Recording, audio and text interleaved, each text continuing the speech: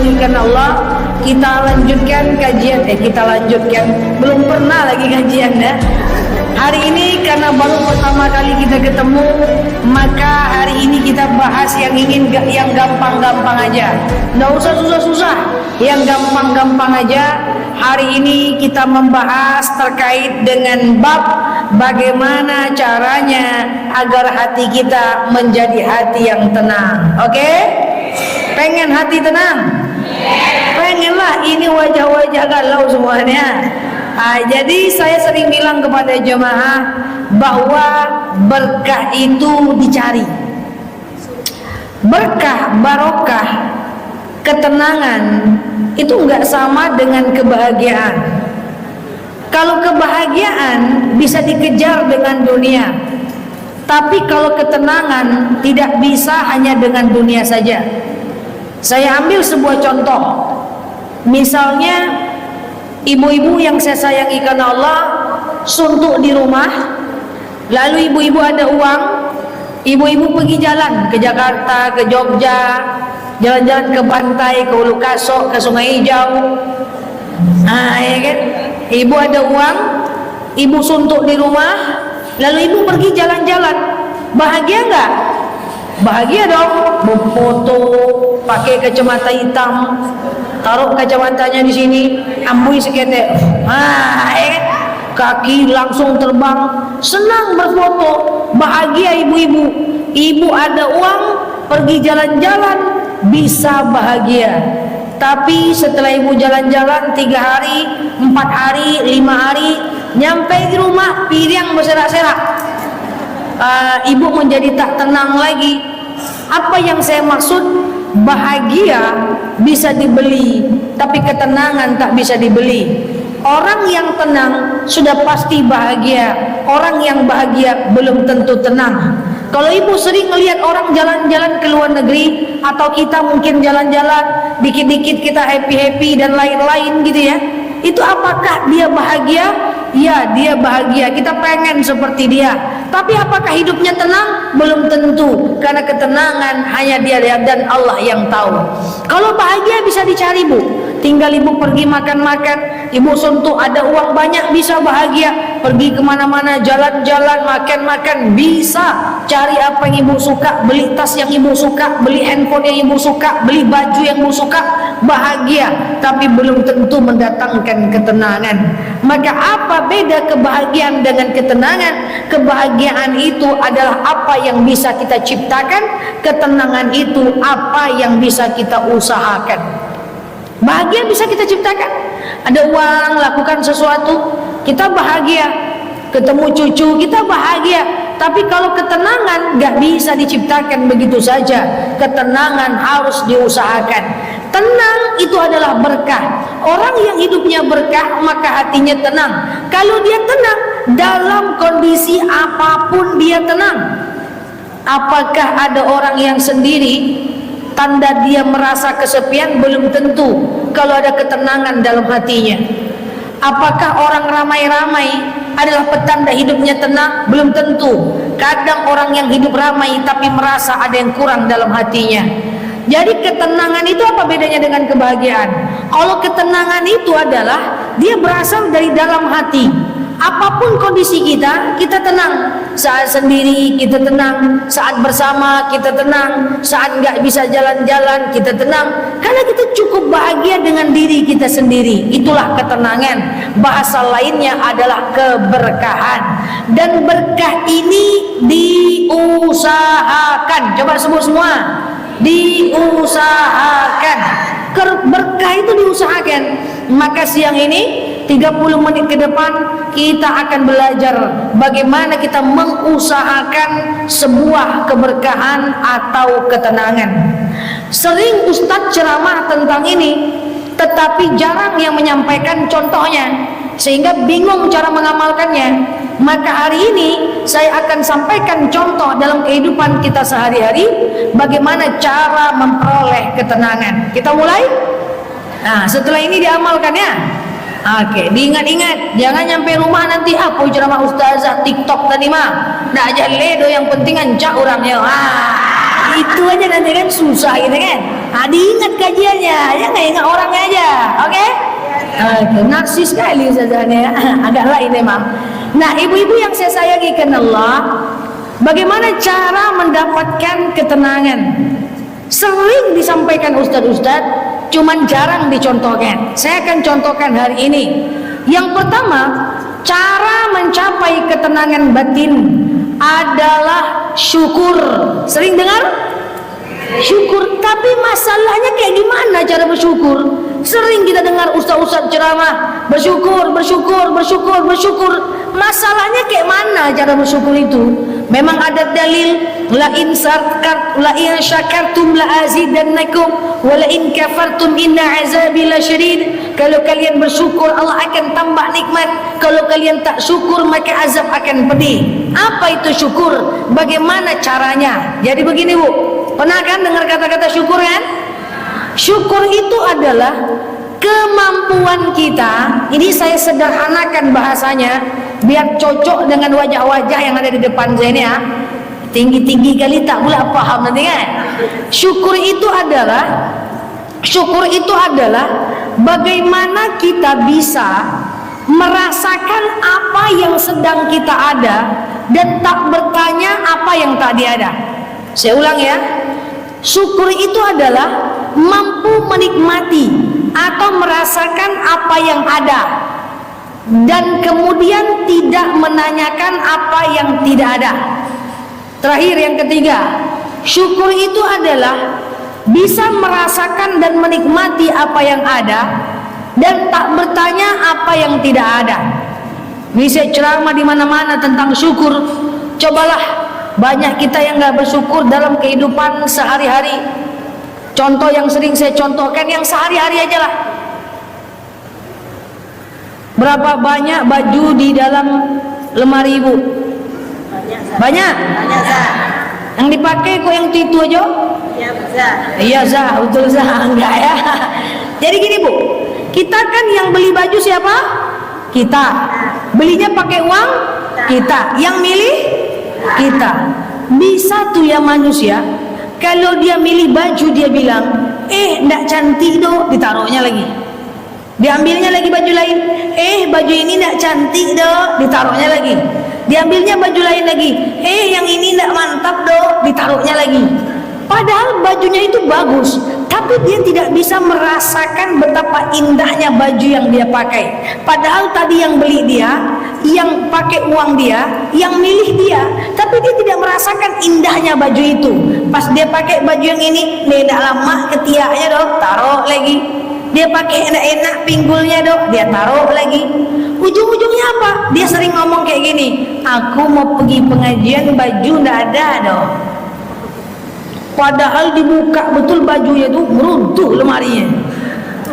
Ujungnya yang dia pakai baju-baju KTP bolong terus. Kenapa?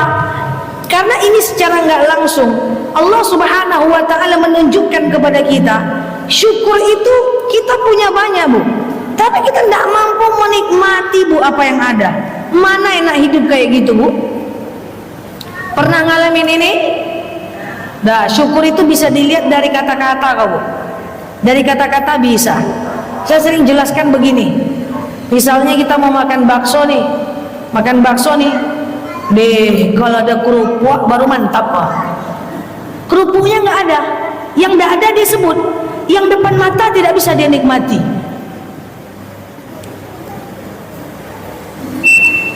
Angguk luar biasa. Oke. Dia makan sate, pas dia makan satu tusuk, mantap lagi yang disimpang tuh, yang disimpang tuh enak rasanya. Ikun tapu-apu katanya. Tidak bisa Bu, Allah angkat dia untuk tidak menikmati apa yang ada. Itu ciri orang yang gak bersyukur. Dia makan sup, banyak kali minyaknya, padahal minyak daging. Itu ciri orang yang tidak bersyukur. Dia tidak mampu menikmati apa yang ada dan dia hanya menanyakan apa yang tiada. Oke? Nah, pertanyaannya adalah bagaimana caranya supaya kita tidak menjadi orang yang seperti ini? supaya kita bisa menikmati apa yang ada dan jangan bertanya apa yang nggak ada. Cara yang pertama tentang pakaian tadi, ibu-ibu pastikan kita membeli barang secukupnya yang bisa dan yang betul-betul kita gunakan.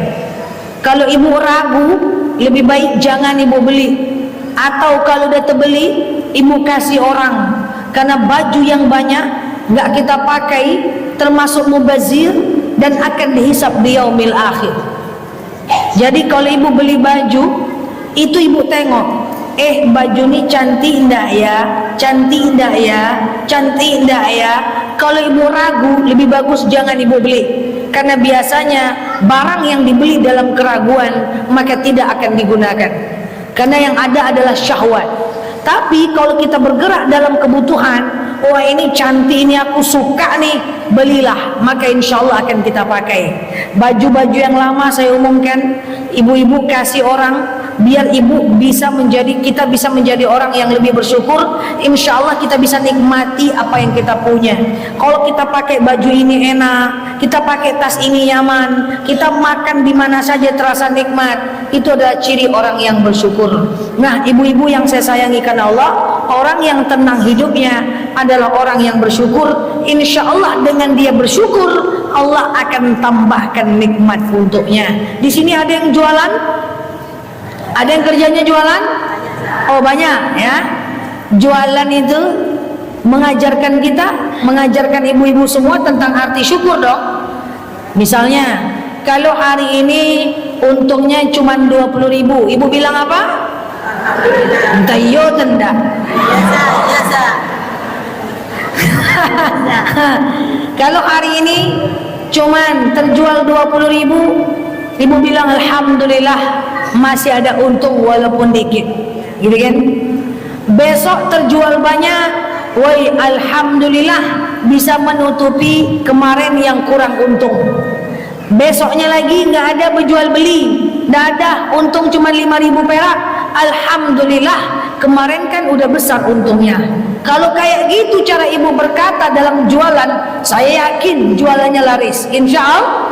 Saya ulang, kalau hari ini lagi rendah, kita bilang apa? Alhamdulillah, daripada ndak ada sama sekali.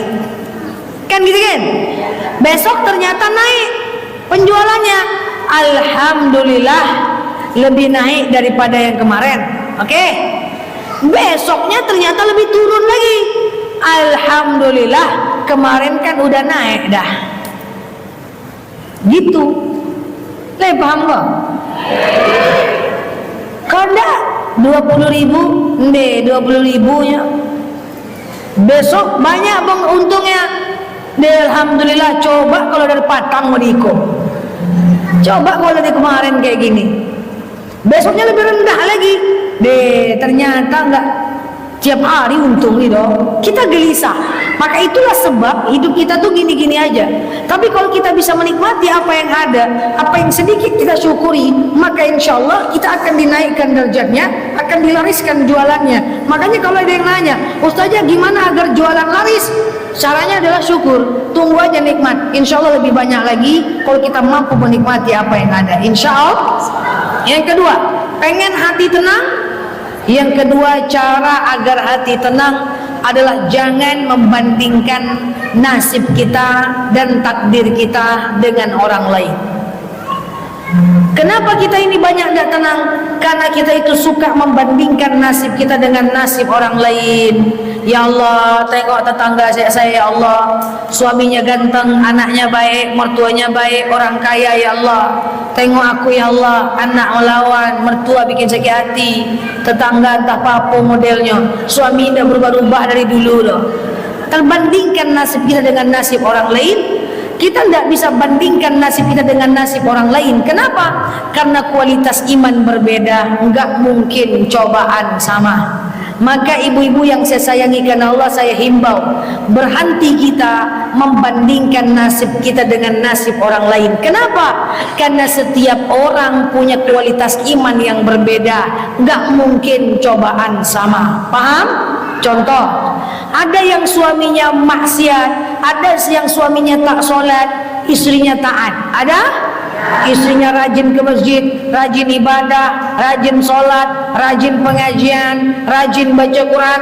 Suaminya nggak sholat? Ada? Ada.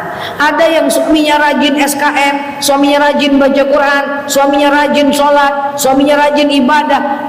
Istrinya nggak sholat? Ada? Ada. Ada yang suami istri cantik, ganteng, soleh, soleha, kaya raya, anak cantik, ganteng, soleh, soleha, kaya raya, mertua bikin sakit hati. Ada? Ada. Ada yang suami istri cantik, ganteng, soleh, soleha, kaya raya, nggak punya anak. Ada? Ada yang suami ustad, istri ustad, ulama, anak misalnya maksiat. Ada? Ada. Takdir Allah yang tentukan. Artinya apa?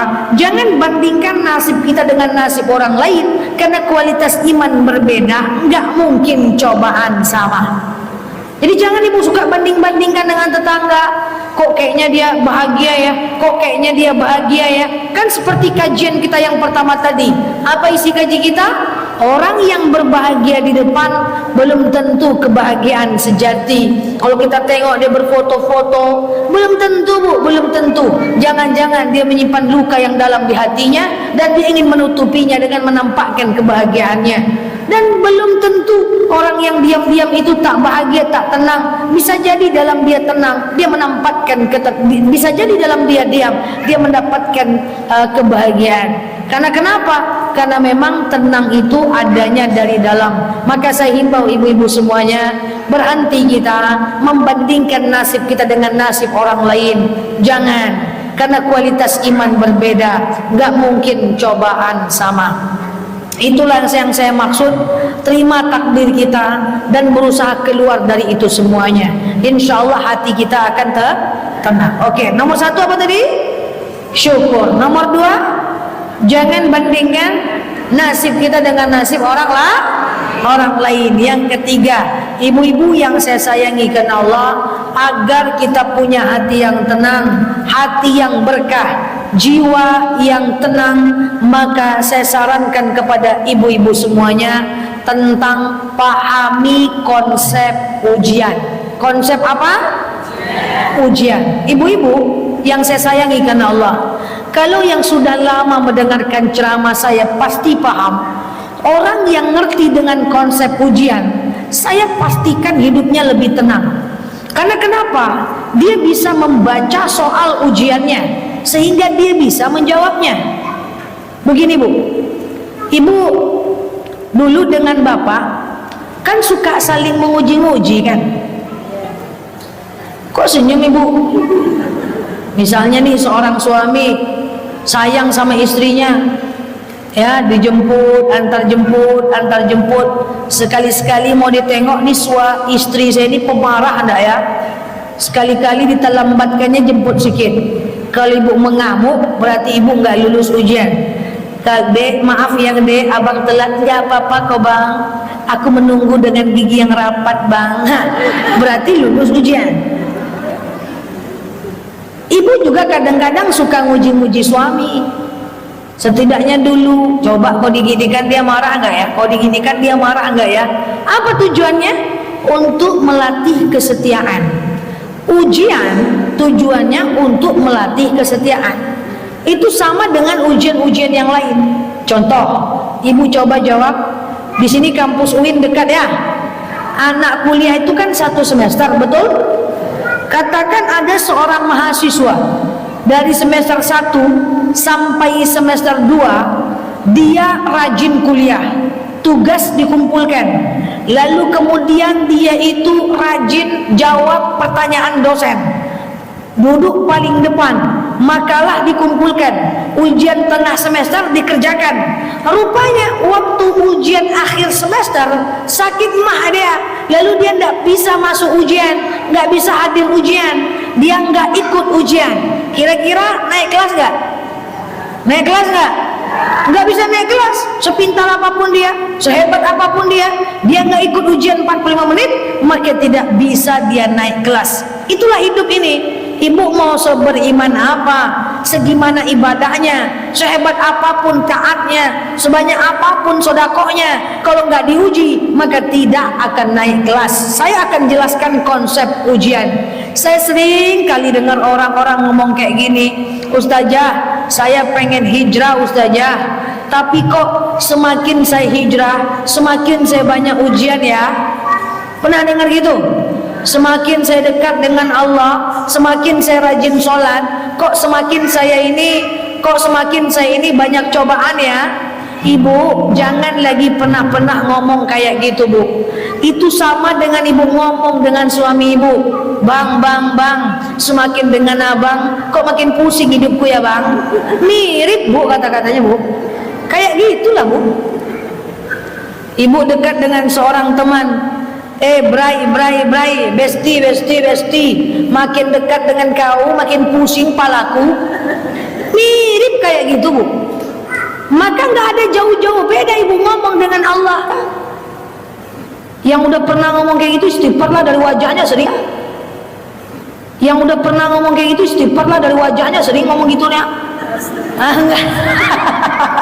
Istighfar. Karena konsep ujian tuh nggak kayak gitu, Bu. Ibu rajin, ibu taat, rajin sedekah, rajin ibadah, rajin bangun malam, rajin sholat duha, Allah kasih ujian, Bu. Memang kayak gitu, Bu. Tetap dikasih ujian. Apa tujuan Allah kasih ujian? Kamu sholat tahajud ya? Kamu sholat duha ya? Kamu rajin ibadah ya? Aku coba kasih ujian ya. Kira-kira dengan engkau dikasih ujian, kusakitkan anakmu dan suamimu serentak, lalu kemudian engkau ditipu bisnismu, Allah pengen lihat apakah saat engkau aku kasih ujian engkau masih tetap ibadah enggak. Allah pengen lihat apakah dengan diberi ujian kita masih tetap ibadah enggak. Kalau kita berpikir gini, percuma sholatnya saja gitu-gitu aja nasibnya, maka tidak lulus ujian. Tapi kalau kita berprinsip, setidaknya ini prinsip saya, kalau ibu mau ATM, amati tiru modifikasi boleh. Ya Allah, apapun kondisi takdir dan nasib kita, maka jalan keluarnya tetaplah ibadah. Saya kalau diuji saya selalu bilang, wow, ini ujian apa lagi ya Allah? Nggak ada masalah, aku akan tetap seperti ini. Artinya kita akan tetap ibadah apapun kondisi nasib kita.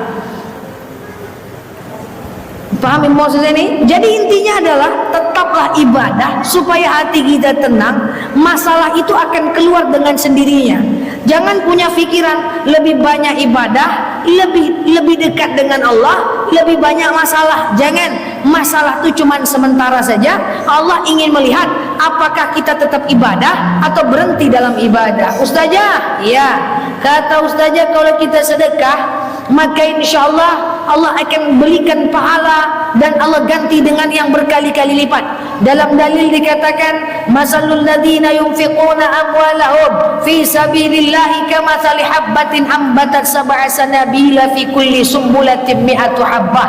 Sekali kita bersedekah, Allah akan balas 700 kali lipat. Ustazah, saya sedekah di masjid 100 ribu, keluar dari masjid hilang motor saya ustazah. Kata ustazah, kalau kita sedekah Allah berikan pahala yang berkali-kali lipat. Kenapa ini saya sedekah kok keluar dari masjid hilang motor saya? Percuma saya sedekah, tidak usah lagi-lagi saya sedekah, gagal ujian. Tapi kalau oke ya Allah, walaupun motorku hilang, setelah aku melakukan sedekah aku tetap sedekah, langsung naik kelas. Itulah. Oke? Oke aja. Ibu berbuat baik dengan mertua, berbuat baik dibalas buruk, berbuat baik dibalas fitnah, berbuat baik dibalas fitnah. Oke ya Allah, saya udah berbuat baik dengan mertua saya, tapi ternyata dia tak terima kasih, dia tak membalas kebaikan. Saya akan tetap berbuat baik ya Allah, karena saya tahu balasan bukan dari mertua saya, tapi dari Engkau ya Allah. Allah yang akan lihat. Ibu, teman saya misalnya saya berbuat baik dengan ibu, berbuat baik, berbuat baik, berbuat baik, berbuat baik, berbuat baik. Tahu-tahu saya butuh bantuan ibu, tidak bantu saya tetap berbuat baik sama ibu. Apa tujuannya? Saya ingin melihatkan kepada Allah, apapun kondisi nasib saya tetap baik. Itu kalau mau lulus ujian. Tidak gini dong, berbuat baik, berbuat baik, berbuat baik. Pas kita butuh, dia tidak bantu. Tidak tahu diuntuang mah. Tidak iyo kodo. Kemarin ku bantu kau, sekarang aku minta bantu tak kemana-mana kau. Ceritakan pula sama orang-orang. Tengoklah Tuhan, kapanpun dia butuh saya bantu. Sekarang saya butuh dia tak kemana. Ceritakan ke satu komplek, hilang pahala sedikitnya, dan malah berganti dia dengan ghibah dan berdosa. Gitu. Kok ibu gitu kali nengok saya? Ntar lagi saya berhenti 10 menit lagi. Kayak gitu Bu. Jadi memang harus kayak gitu itu kan, kita ngerti nih idrok silabillah ini. Allah subhanahu wa ta'ala melihat ini, Allah sedang uji ini, kita harus pelajari ini. Jadi ngerti kita konsep ujian, insya Allah hati kita tenang. Orang gak ngerti pun, orang gak balas pun kebaikan kita tenang aja, karena kita tahu itu ujian. Ponakan kita sekolahkan S1, S2, S cendol, S tontong, S bukan, kita kasih dia biaya, kita suruh dia makan di rumah kita. Apa yang kita makan, dia makan. Suatu ketika dia jadi anak sukses, lalu anak kandung kita butuh bantuan dia, lalu kemudian kita telepon dia udah jadi direktur di Yogyakarta pura-puranya. Bantu nih ponakanmu nih ya,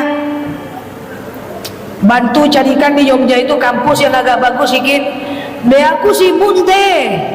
Langsung tuh itu ujian. Saat dia bilang aku sibuk teh, terus itu ujian. Nah, kalau dalam hati, oh ndak tahu diuntuang. 6 tahun kau tinggal di rumah aku, sekarang cuma minta tolong aja nyarikan kampus. Aku yang bayar, bukan kamu yang bayar. Tak mau kamu diceritakan sama saudara, diceritakan sama tetangga, diceritakan ke satu komplek, diceritakan, semua kita ceritakan, hilang pahalanya, dapat dosa yang besar, tak lulus ujian.